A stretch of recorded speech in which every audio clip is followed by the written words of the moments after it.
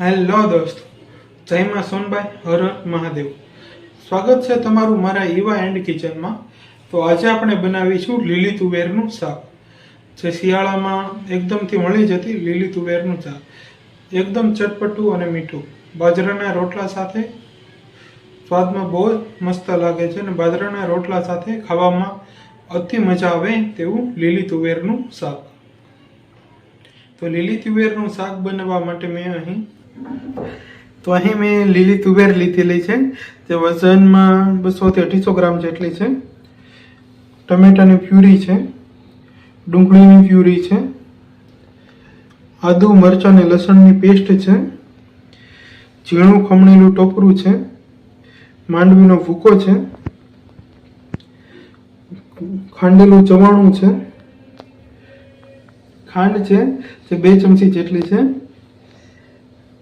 લાલ મરચું છે, હળદર છે અને મીઠું છે જે આપણે સ્વાદ પ્રમાણે યુઝ કરીશું. પછી દળેલું જીરું છે, હિંગ છે, આખું જીરું છે અને રાઈ છે, થોડુંક તેલ છે અને પાણી છે. એટલા વસ્તુની આપણે જરૂર પડશે. અને હવે આપણે કરીશું વઘાર. તો વઘાર કરવા માટે હવે આપણે ગેસ ચાલુ કરીશું, ઉપર રાખીશું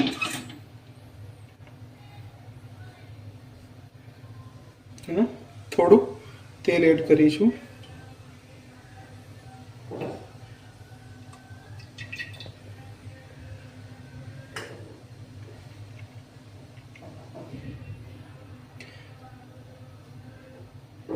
હવે આપણું તેલ ગરમ થાય એટલે એમાં આપણા મસાલા છે એ એક એક કરીને એડ કરીશું. તો તેલ ગરમ થઈ ગયું છે આપણું, તો એમાં 1 ચમચી આપણે રાઈ નાખીશું, 1 ચમચી જીરું નાખીશું, 1 ચમચી જેટલી હિંગ નાખીશું અને દળેલું જીરું છે એ પણ નાખી દઈશું 1 ચમચી જેટલું. અને જે આપણે આદુ મરચાંની પેસ્ટ કરી હતી એ પેસ્ટ પણ હવે એડ કરી દઈશું.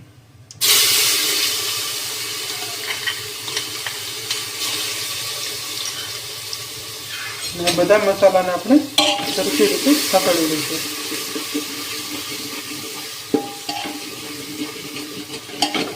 આપણા મસાલા સતળાઈ ગયા છે. તો હવે એમાં આપણે જે ડુંગળીની પ્યુરી કરેલી હતી એ ડુંગળીની પ્યુરી એડ કરી દઈશું.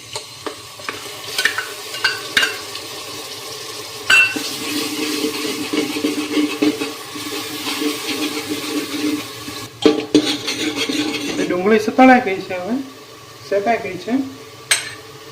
એમાં આપણે થોડી હળદર એડ કરીશું સ્વાદ અનુસાર.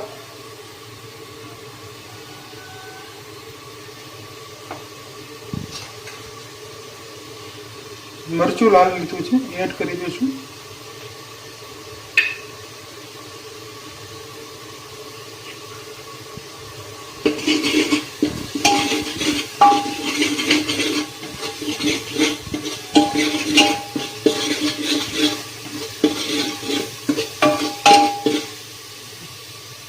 સાથે જ આપણે ટમેટાની પ્યુરી પણ એડ કરી દઈશું, જેથી કરીને આપણું જે મરચું છે એ બળે નહીં.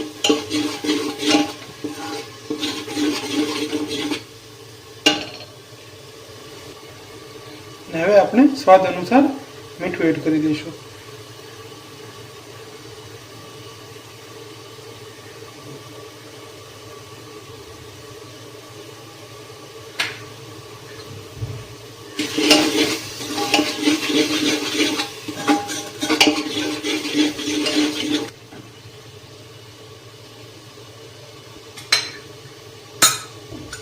અને હવે જે આપણે ખાંડેલું ચવાણું લીધું હતું એ એડ કરી દઈશું.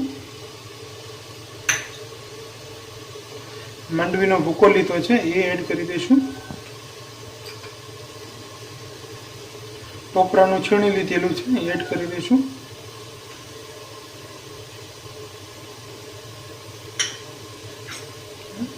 સારી રીતે મિક્સ કરી દઈશું.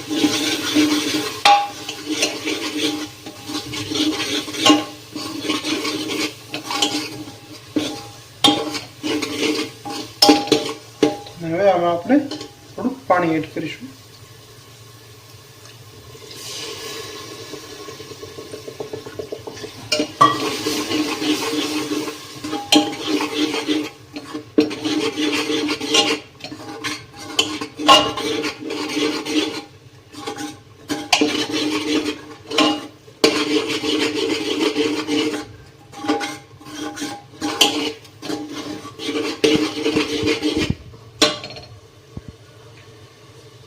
અને હવે જે આપણે ખાંડ લીધી હતી 2 ચમચી ખાંડ પણ એડ કરી દઈશું, એટલે બધો સ્વાદ સરખો બેલેન્સ થઈ જશે.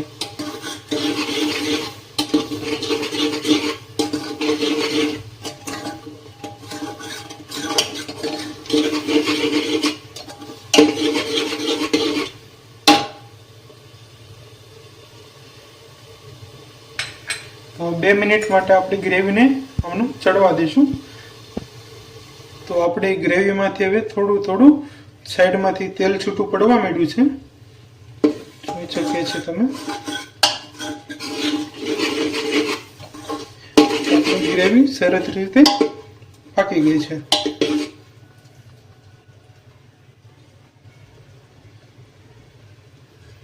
તો હવે એમાં આપણે તુવેરના દાણા એડ કરી દઈશું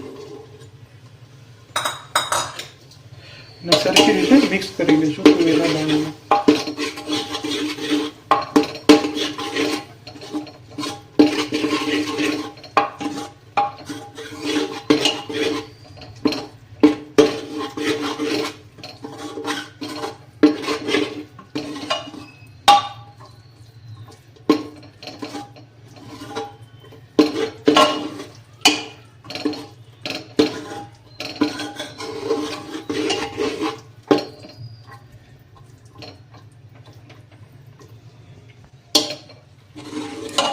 તો તુવેરના દાણા સરખી રીતે મિક્સ કરી દઈશું.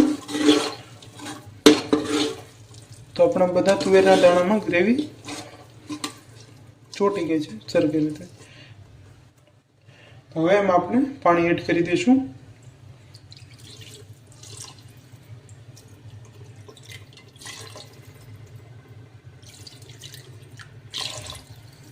પાણી આપણે જેવો રસો ખાતા હોય એ પ્રમાણે એડ કરવું. 4 થી 5 ચમચા એડ કર્યું છે, જરૂર પડશે પાછું એડ કરીશું, કારણ કે જેમાં આપણે 3 વિસલ ઉગાડવાની છે.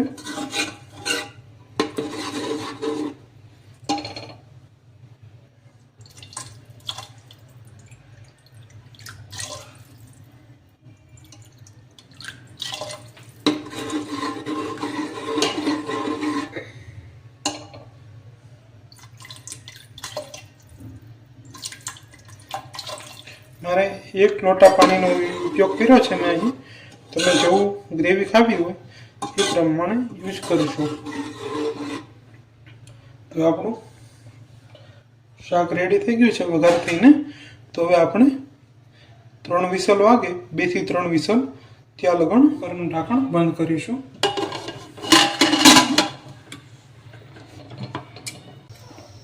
તો 3 વિસલ થઈ ગઈ છે. તો આપણે હવે હવા કાઢીને આપણે કુકર ઉપાડીશું.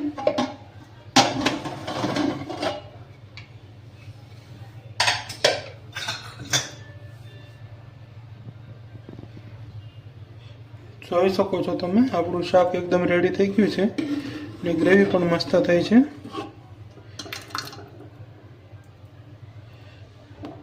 તો આપણે જોઈશું આપણી તૂર ચડી છે કે નહીં. આપણી તૂર પણ ચડી ગઈ છે.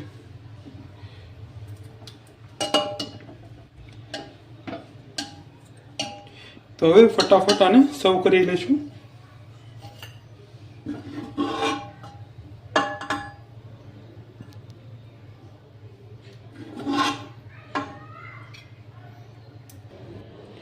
તો તૈયાર છે આપણું બાજરાના રોટલા સાથે એકદમ સરસ લાગતું લીલી તુવેરનું શાક. ખાવામાં એકદમ ચટપટું અને હોટલ જેવું, જે આપણે ઘરે જ બનાવ્યું છે.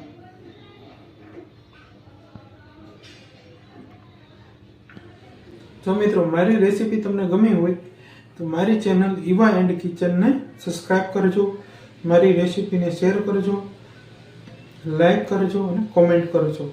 અને આવી અવનવી રેસીપી જોવા મારી ચેનલ ઈવા એન્ડ કિચનને સબસ્ક્રાઈબ કરો. અને આવી બીજી રેસીપી જોવી હોય તો મને કોમેન્ટમાં જલ્દી કહો.